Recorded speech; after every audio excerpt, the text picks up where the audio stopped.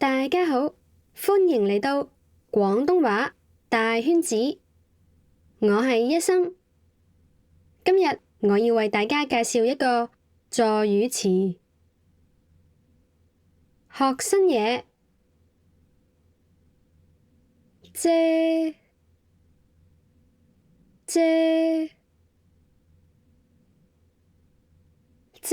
通常係用嚟強調一樣嘢唔係啲咩大不了，而啫嘅句子結構就係喺句子入面強調事情唔係啲咩大不了，結尾加啫。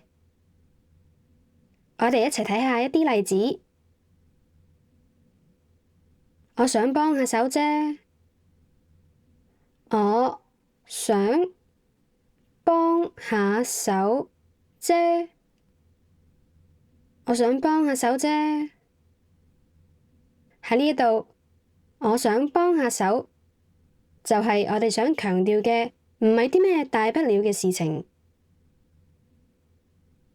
我想幫下手啫。我想幫下手啫。我想幫下手啫。我哋再睇下另一個例子。佢太肚餓，所以先食咗你個包啫。佢太肚餓，所以先食咗你個包啫。佢太肚餓，所以先食咗你個包啫。喺呢度，食咗你個包就係一樣我哋想強調唔係啲咩大不了嘅事情。佢太肚餓，所以先食咗你個包啫。佢太肚餓，所以先食咗你個包啫。